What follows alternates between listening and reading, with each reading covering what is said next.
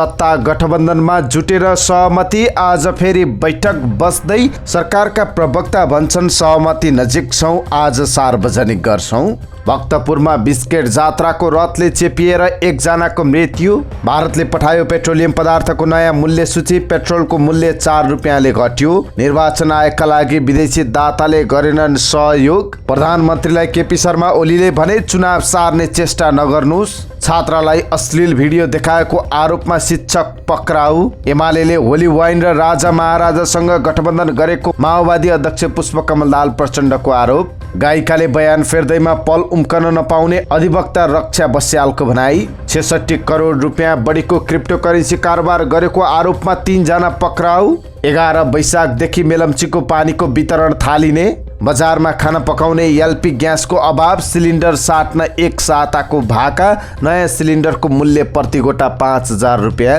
विमानस्थलबाट सुन, मोबाइल र ल्यापटप सहित एकजना पक्राउ। महँगीले आकाश छुँदै केरा दर्जनको 200 रुपियाँ, कागती गोटाकै 25 रुपियाँ पुग्यो। निलम्बित गभर्नर महाप्रसाद अधिकारीले सर्वोच्चमा रिट दर्ता गरेकै दिन जाँचबुझ समितिले थाल्यो काम। तराई क्षेत्रमा अत्याधिक गर्मी बढ्यो। नेपालगञ्ज र धनगढीको तापक्रम हिजो 40 डिग्री सेल्सियस नाग्यो। पत्रकारका लागि नेपाली सेनामा खुल्यो जागिर। विदेशबाट ल्याएको पृथ्वी बहादुर शाहको रकम फुकुवा गर्न सर्वोच्चले दिएन अन्तरिम आदेश। शेयर बजारको ओह्रालो यात्रा जारी। 41 अङ्कले घट्यो। शेयर बजार ओह्रालो लागिरहँदा राम्रा कम्पनीमा लगानीकर्ताको नजर। अमेरिकी हतियार किन्दै नेपाली सेना। नेपाल प्रहरी र सशस्त्र प्रहरीलाई पुराना हतियार दिँदै। देशका लागि सुखद खबर, पर्यटन आगमन वात्तै बढ्यो। 3 महिनामा 1.25 लाख विदेशी भित्रिए। मिस नेपालका लागि आवेदन खुल्ला। उचाइ र उमेरको मापदण्ड परिमार्जन। नयाँ फिल्म गोरे सार्कीको मुख्य भूमिकामा सौगात मल्ल।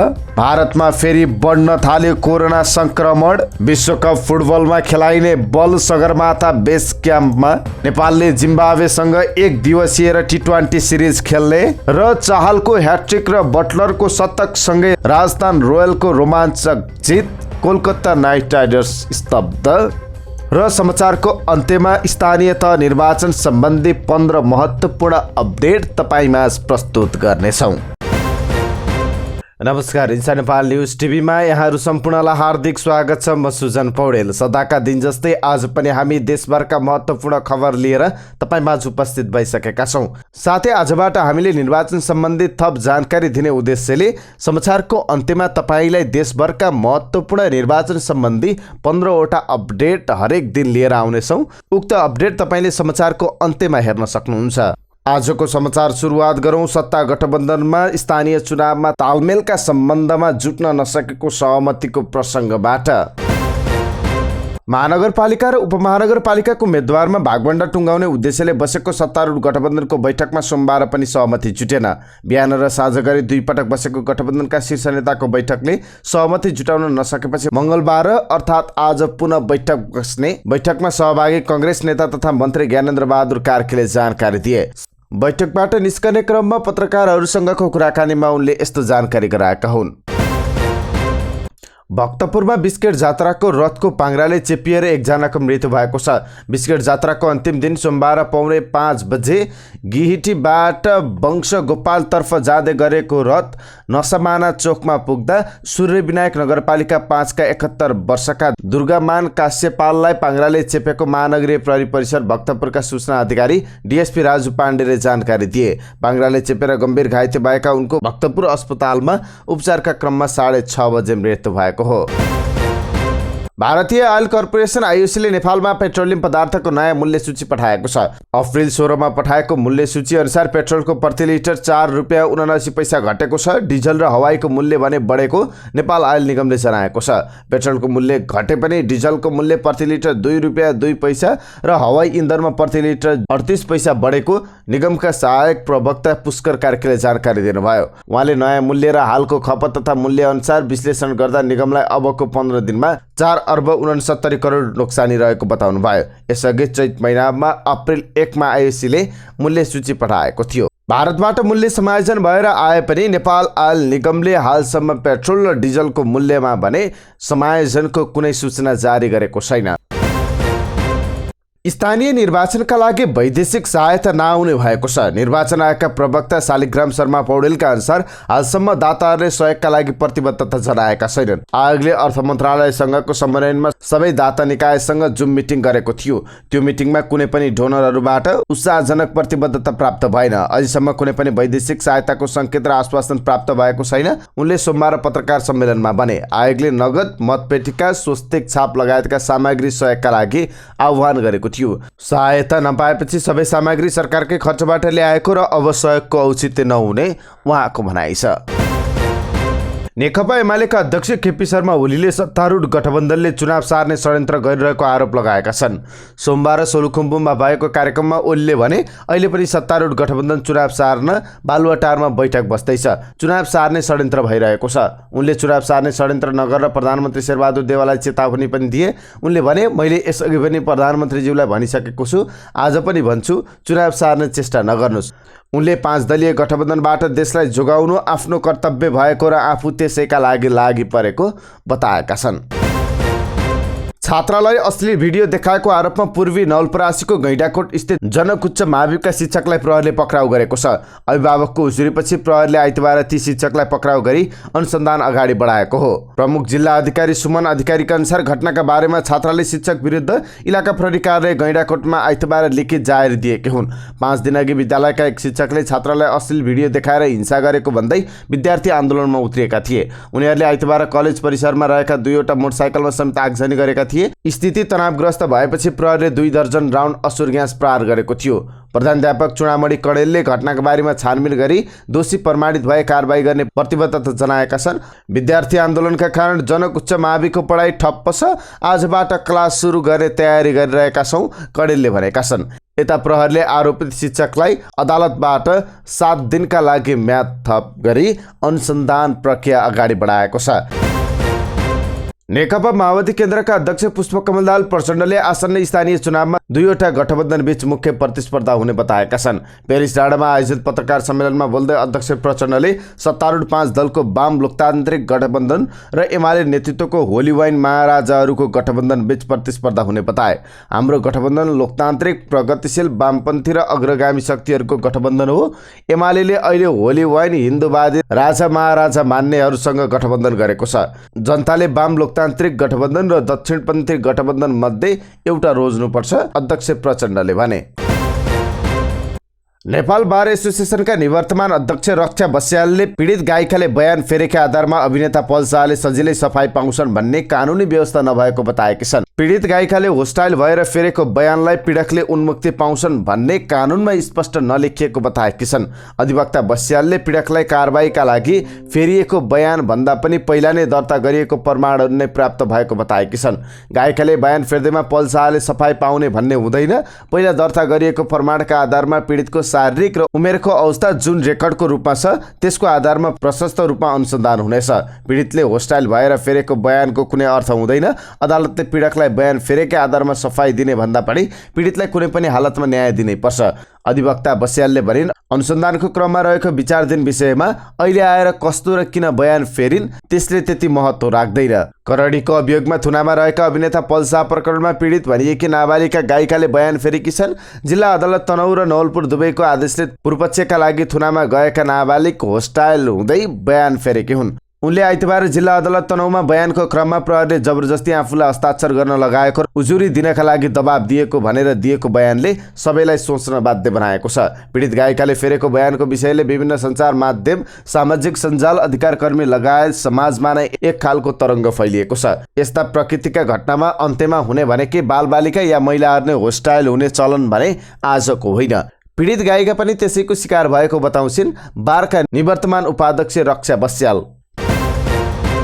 प्रतिबन्धित डिजिटल मुद्रा क्रिप्टोकरेन्सीको कारोबारमा संलग्न रहेको अभियोगमा 3 जना पक्राउ परेका छन्। पक्राउ पर्नेमा झापा बिर्तामोड घर भई काठमाडौँ बस्दै आएका 22 वर्षीय अनुप मिश्र, काभ्रे घर भई क्षेत्रपाटी बस्ने दिपेश थापा र बाफलका राहुल चाचन रहेका छन्। काठमाडौँ उपत्यका अपराध अनुसन्धान कार्यालयको टोलीले उनीहरूलाई विशेष सूचनाको आधारमा काठमाडौँको महाबौद्ध, न्यू रोड र कलङ्कीबाट पक्राउ गरेको हो। कार्यालयका एसपी कृष्ण कोइरालाका अनुसार 66 करोड 79 लाख रुपियाँ बढीको कारोबार गरेको देखिएको छ। पक्राउ परेपछि बैंक तथा वित्तीय संस्था ऐन 2073 अनुसार आवश्यक कारबाहीका लागि महानगरीय प्रहरी परिसर टेकु पठाइएको छ।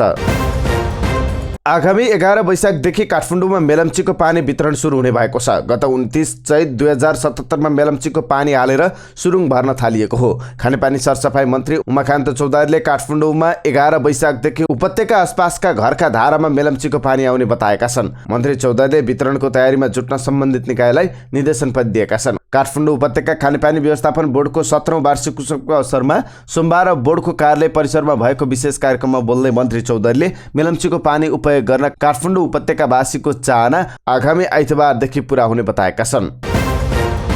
एलपी ग्यास उद्योग संघका अध्यक्ष कुश मल्ली बजारमा खाना पकाउने एलपी ग्यासको अभाव भएको स्वीकार छन्। भन्छन् चैत 5 गतेदेखि 15 गतेसम्म ग्यास आयातमा समस्या भयो, त्यसको प्रभाव अहिले बजारमा देखिएको छ। खास गरी पेट्रोलियम र एलपी ग्यास व्यवसायीले चैतमा ढुवानी कमिसन बढाउन माग गर्दै आपूर्तिमा समस्या सिर्जना गरेका थिए। सोही कारण यति बेला बजारमा ग्यासको आपूर्ति व्यवस्थापनमा चाप परेको छ। सामान्य अवस्थामा नेपालभर दैनिक 1 लाख वटा सिलिन्डर ग्यास खपत हुन्छ, त्यसका लागि 1.5 करोड ग्यास सिलिन्डर बजारमा छन्। त्यस्तै दैनिक 70 बुलेट हाराहारी ग्यास भारतबाट नेपालतर्फ भित्रिन्छ। एउटा बुलेटमा 1250 वटा सिलिन्डर भर्ने ग्यास बोकिएको हुन्छ। लगातार 15 दिनसम्म ग्यास आपूर्ति बिग्रदा अहिले बजारमा चाप परेको मल्ली बताउँछन्। त्यस्तै संघका निवर्तमान अध्यक्ष गोकुल भण्डारी अबको 1 सातासम्म ग्यास आपूर्ति सामान्य अवस्थामा फर्किसक्ने बताउँछन्। उनका अनुसार करिब 15 दिनसम्म बिग्रेको बजार व्यवस्थापन अहिले सामान्य अवस्थामा फर्कँदैछ। यो पूर्ण रूपमा लयमा फर्कन थप 1 साता लाग्नेछ। प्रहरीले त्रिभुवन अन्तर्राष्ट्रिय विमानस्थलबाट 40 ग्राम सुन, मोबाइल र ल्यापटप सहित एकजनालाई पक्राउ गरेको छ। पक्राउ परेमा कैलाली गाउँपालिका 8 घर भएका भगदेव कठरिया थारू रहेका छन्। जजिरन एयरको विमानबाट दुबईबाट कुवेत हुँदै काठमाडौँ आएका उनलाई त्रिभुवन विमानस्थल सुरक्षा कार्यालयले विमानस्थलको आगमन टनेल गेटबाट सोमबार पक्राउ गरेको हो। प्रहरीले भागदेवले ल्याएको 40 ग्राम सुनको लकेट, एप्पलको म्याकबुक प्रो MI 14 तथा आइफोन 13 को प्रो म्याक्स र आइफोन 11 को म्याक्स फोन गरी करिब 10,40,800 मूल्य बराबरको सामान बरामद गरेको छ। पक्राउ परेका उनलाई बरामद सामान सहित आवश्यक अनुसन्धानका लागि त्रिभुवन अन्तर्राष्ट्रिय विमानस्थल भन्सार कार्यालयमा बुझाइएको अन्तर्राष्ट्रिय विमानस्थल सुरक्षा कार्यालयले जनाएको छ। अत्यावश्यक वस्तु बाहेकको पतितपत्र एलसी नखोल्ने नेपाल बैंकर एसोसिएसनको निर्णयले केराको भाउ अच्चाकाली बढेको छ। बढ्दो विदेशी मुद्रा सञ्चितले अर्थतन्त्र जोखिममा परेको र सवारी साधन लगायतका विलासिताका वस्तु आयातका लागि एलसी नखोल्न राष्ट्र बैंकको मौखिक निर्देशन बैंकरले कार्यान्वयन गर्दा केरा आयात समेत रोकिएको छ। केरा विलासिताको वस्तु नभए पनि आयात गर्दा 100% एलसी खोल्नुपर्ने नियमले त्यसको आयातमा अवरोध भएको छ। आपूर्तिमा अवरोध हुँदा बजार भाउ अच्चाकाली बढेको छ। 1 दर्जन केराको होलसेल मूल्य 150 देखि 165 रुपियाँ पुगेको नेपाल फलफुल थोक व्यवसायी संघले जनाएको छ। खुद्रा मूल्य दर्जनकै 200 रुपियाँसम्म पुगेको संघका अध्यक्ष अमर बानियाले जानकारी दिए। केरा बाहेक अन्य वस्तुहरूको एलसी भने बन्द छैन। विगतमा एलसी खोलिसकेका व्यवसायीले मात्रै अहिले केरा आयात गरिरहेका छन्। ढुवानी भाडामा भएको मूल्य वृद्धि र भन्सार एजेन्टको चलखेलले बजारमा थप मूल्य वृद्धि भएको बानियाले बताए। भन्सार छुटाउँदा 1 लाख रुपियाँ पर्नेमा 2 लाख रुपियाँ लिएका छन्। उनले भने स्वदेशमै पर्याप्त उत्पादन नहुँदा बजारमा मूल्य बढेको हो। मुलुकभर 16,699 हेक्टरमा केरा खेती हुने कृषि तथा पशुपन्छी विकास मन्त्रालयको तथ्याङ्क छ। वार्षिक 2,54,161 टन केरा उत्पादन हुन्छ, तर उक्त परिणामले 3-4 महिना पनि धान्दैन। त्यस बाहेकका महिनामा आयातमै भर पर्नुपर्ने अवस्था रहेको छ।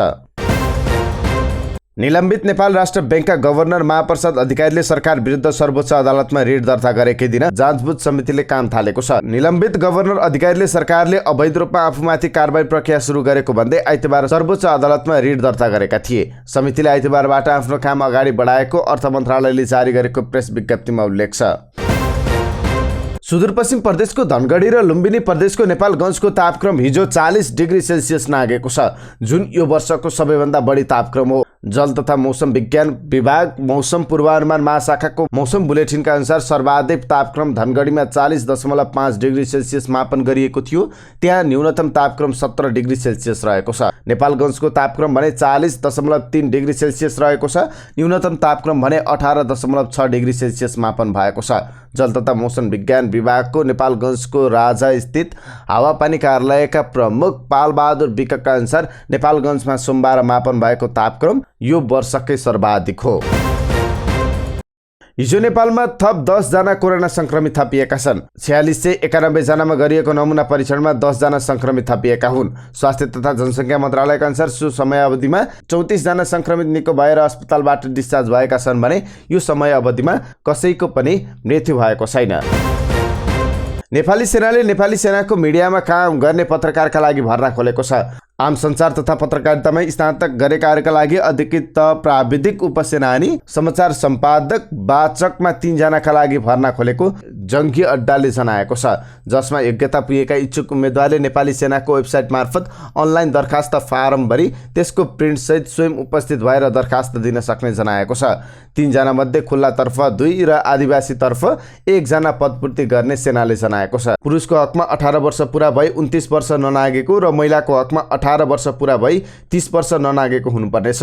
छनौट भएका उम्मेदवारले नेपाली सेनाको मिडिया, सिपाही प्राक्षिक पत्रिका, नेपाली सैनिक रेडियो कार्यक्रम, माटोले माग्दैन आफैले दिनुपर्छ टेलिभिजन कार्यक्रम र काम गर्नुपर्ने र कार्यक्षेत्र जङ्गी अड्डा भद्रकाली रहने सेनाले जनाएको छ। विदेशबाट ल्याएको रकम रोक्का गरिएको विषयमा पृथ्वीबहादुर शाहले पेश गरेको रिट निवेदनमा सर्वोच्च अदालतले अन्तरिम आदेश अस्वीकार गरेको छ। मुद्दालाई पूर्ण सुनवाईका लागि पेश गर्न आदेश दिएको छ। पृथ्वी आफैले विदेशबाट ल्याएको रकम फुकुवा गर्न अन्तरिम आदेश माग गरेर सर्वोच्च अदालतमा निवेदन दिएका थिए।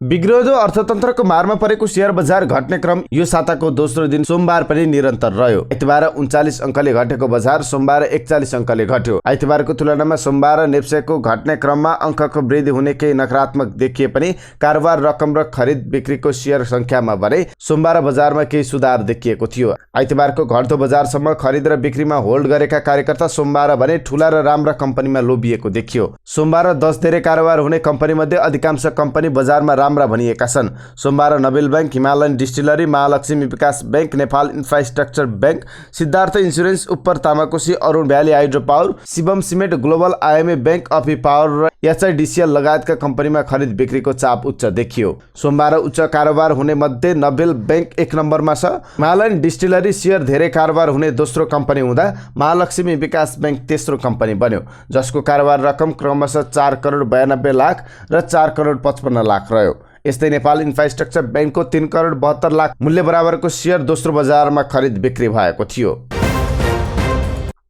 नेपाली सेनाले आधुनिक हतियार खरिद गर्न लागेको छ। हतियार खरिदका लागि अर्थ मन्त्रालयले सेनालाई 2 अर्ब रुपियाँ बजेट निकासा गरिदिएको छ। 2 चरणमा सेनाले 6000 थान अमेरिकी हतियार ल्याउन प्रक्रिया अगाडि बढाएको छ। सैनिक स्रोतका अनुसार M16 र M4 हतियार र पिस्तोल किन्ने निश्चित भइसकेको छ। हतियार खरिदका लागि बजेट विनियोजन भए सैनिक प्रवक्ता सहायक रथी नारायण सिलवालले जानकारी दिनुभयो। तर सैनिक प्रवक्ता सिलवालले किन्न लागेको हतियारबारे औपचारिक रूपमा खुलाउन चाहेनन्। कहाँबाट कुन र कति हतियार ल्याउने भनेर सुरक्षाका कारण बताउन सक्ने अवस्था छैन। सहायक रथी सिलवालले भने हतियार खरिद प्रक्रियामा छ।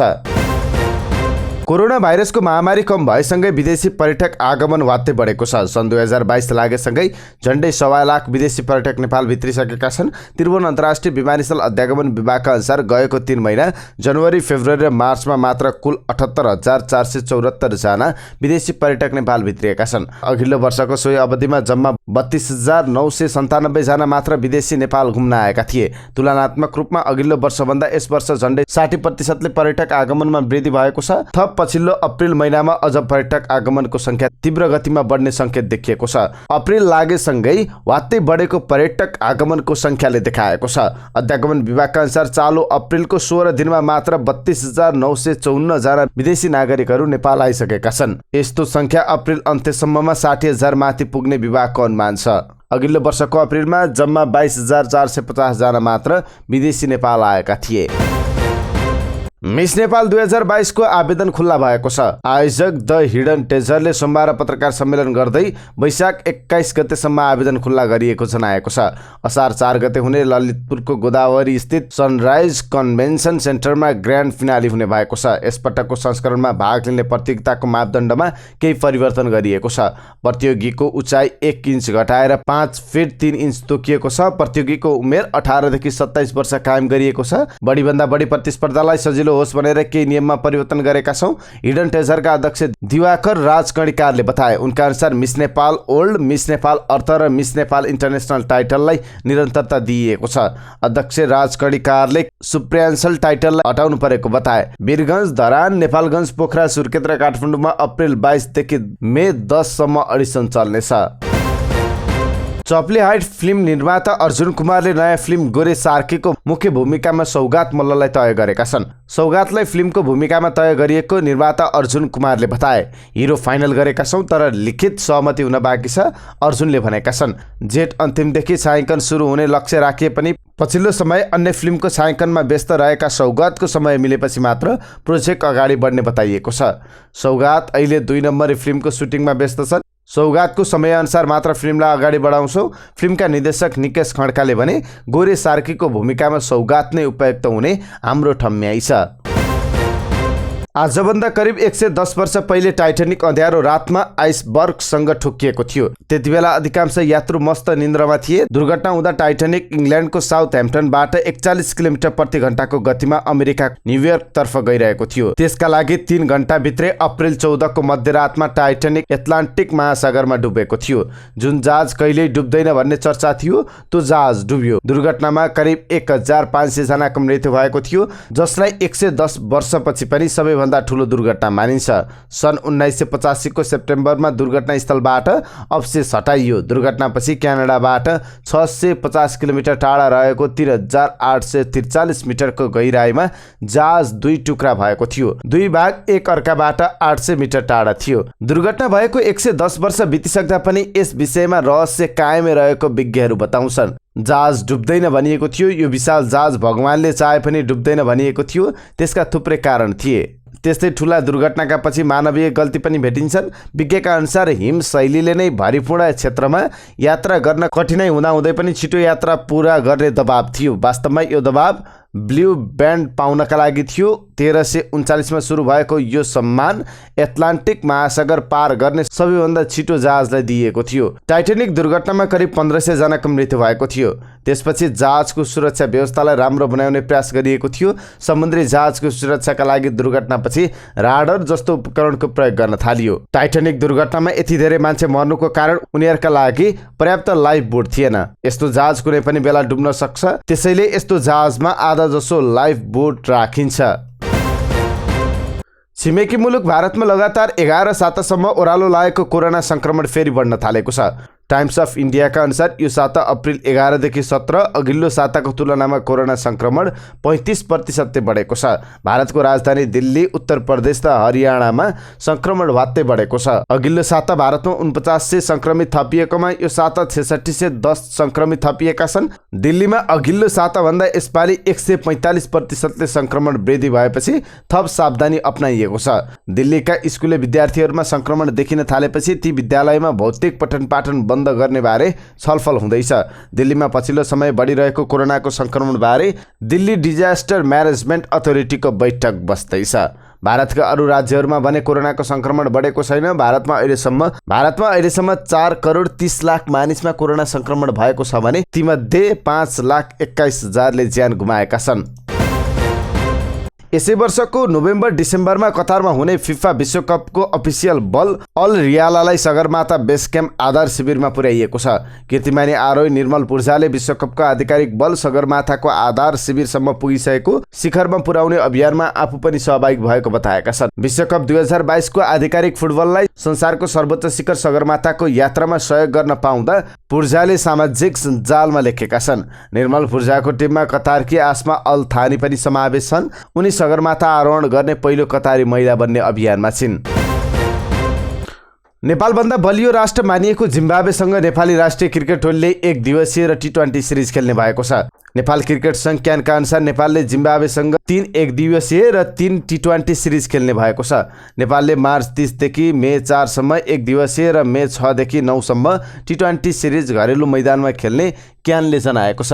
जिम्बाब्वे 1 दिवसीय क्रिकेटमा विश्व वरियतामा 13औं नम्बरमा छ। नेपाल 18औं स्थानमा रहेको छ भने टी20 मा जिम्बाब्वे 11औं र नेपाल 12औं स्थानमा रहेको छ। स्पिनर युवेन्द्र चहलको ह्याट्रिक र जस बटलरको शतकमा राजस्थान रोयलले इन्डियन प्रिमियर लिग आइपिएल 2022मा कोलकाता नाइट राइडरमाथि 7 रनको रोमाञ्चक जित हात पारेको छ। 218 रनको विजय लक्ष्य पछ्याएको कोलकाता 19.4 ओभरमा 210 रनमा अल आउट भएको छ। कोलकाताका कप्तान श्रेयस अय्यरले 51 बलमा 7 चौका र 6 छक्का सहित सर्वाधिक 85 रन बनाए। एरोन फिन्चले 28 बलमा 9 चौका र 2 छक्का सहित 58 रनमा आउट भए। कोलकातालाई जितका लागि अन्तिम 6 बलमा 11 रन चाहिएको थियो। पहिलो बलमा ओबेद म्याकवेकले 2 र दोस्रो बलमा सेल्डन ज्याक्सनलाई फाइन लेगमा क्याच गराए। तेस्रो बलमा वरुण चक्रवर्तीले 1 रन दिँदै स्ट्राइक उमेश यादवलाई दिए। चौथो बलमा उमेश यादव 21 रनमा बोल्ड आउट भएपछि राजस्थानले रोमाञ्चक जित हात पारेको थियो। त्यसअघि बेब्रोन क्रिकेट स्टेडियम मुम्बईमा टस हारेर ब्याटिङको निम्ति पाएको राजस्थानले निर्धारित 20 ओभरमा 217 रन जोडेको थियो। राजस्थानका जस बटलरले 61 बलमा 9 चौका र 5 छक्का सहित 103 रनको योगदान दिए। बटलरको जारी सिजनमा दोस्रो शतक हो। आइपिएल क्यारियरको तेस्रो शतक हो। बटलरले यसअघि यसै सिजनमा मुम्बई विरुद्ध 68 बलमा 11 चौका र 5 छक्का सहित 100 रनको शतकीय इनिङ खेलेका थिए।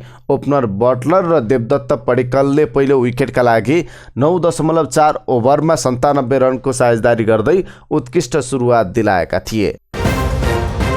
आजबाट हामीले आसन्न स्थानीय चुनावको करिब 15वटा न्यूज अपडेट तपाईलाई हरेक दिन प्रस्तुत गर्नेछौँ। आजको अपडेट सुरुवात गरौँ। एमालेबाट जितपुर सिमराको प्रमुखमा 10 र उपप्रमुखमा 5 जनाको नाम सिफारिस भएको छ। पर्सागढीमा एमालेबाट प्रमुखमा गोकर्ण पाठक र उपप्रमुखमा पूजा चौधरीको नाम सिफारिस गरिएको छ। पोखरा महानगरमा माओवादी केन्द्रले उम्मेदवार सिफारिस गरेको छ। नेकपा माओवादी केन्द्रले पोखरा महानगर प्रमुखका लागि प्रमुख र उपप्रमुखमा ती 3 जनाको नाम सिफारिस गरेको छ।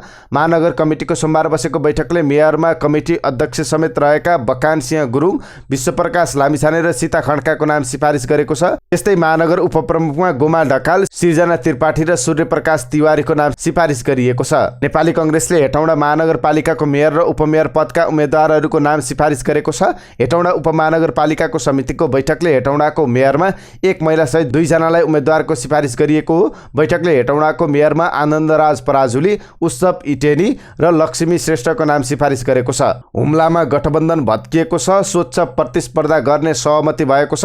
हुम्लामा पनि सत्ता गठबन्धन भत्किएको छ। स्थानीय तहको नेतृत्वको भागभण्डा नमिलेपछि हुम्लामा सत्तारूढ दलहरूले स्वच्छ प्रतिस्पर्धा गर्ने सहमति गरेका हुन्। सोमबार नेपाली कांग्रेस, नेकपा माओवादी केन्द्र र नेकपा एकीकृत समाजवादीका नेताहरूले छुट्टा छुट्टै तर स्वच्छ प्रतिस्पर्धा गर्ने सहमति गरेको माओवादी केन्द्रका हुम्लाका संयोजक डाक्टर दिपेन्द्र रोकायाले जानकारी दिएका छन्। यस्तै रुकुम पश्चिममा माओवादीले पालिका उम्मेदवारहरूको टुङ्गो लगाइसकेको छ। एकीकृत समाजवादीसँग गठबन्धन नगर्ने कास्की कांग्रेसले निर्णय गरेको छ। पोखरा महानगरको विषयमा विवाद हुँदा गठबन्धनमा सहमति अझै हुन सकेको छैन। पोखराको उपमेयरमा प्रचण्डकी बुहारी सिफारिस भएकी छन्। आसन्न चुनावमा अपाङ्गता भएकाहरूलाई मतदानमा पहिलो प्राथमिकता दिइने बताइएको छ। एमालेसँग परिवार दलले झण्डै 21 पालिका प्रमुखको दावेदारी पेश गरेको छ।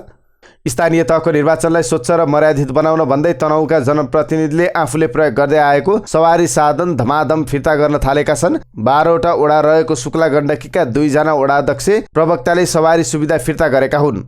सिन्धुलीका जनप्रतिनिधिले पनि धमाधम सरकारी सुविधा फिर्ता लिन थालेका छन्। गोरखामा कांग्रेसका सबै माओवादीका 4 पालिका र आकांक्षीको नाम प्रस्ताव गरिएको छ। त्यस्तै गण्डकी प्रदेशसभा सदस्य आशा कोइराला तनहुको शुक्ला गण्डकी नगरपालिकाको मेयर पदमा उम्मेदवार बन्नु भएको छ। त्यस्तै दोलखाको गौरीशंकर गाउँपालिका झ्याकुका लोकप्रिय नेता एवं एमालेबाट वडा नम्बर 3 का प्रस्तावित वडा अध्यक्ष उम्मेदवार अनिल खड्का नेकपा माओवादी केन्द्रमा प्रवेश गरेका छन्।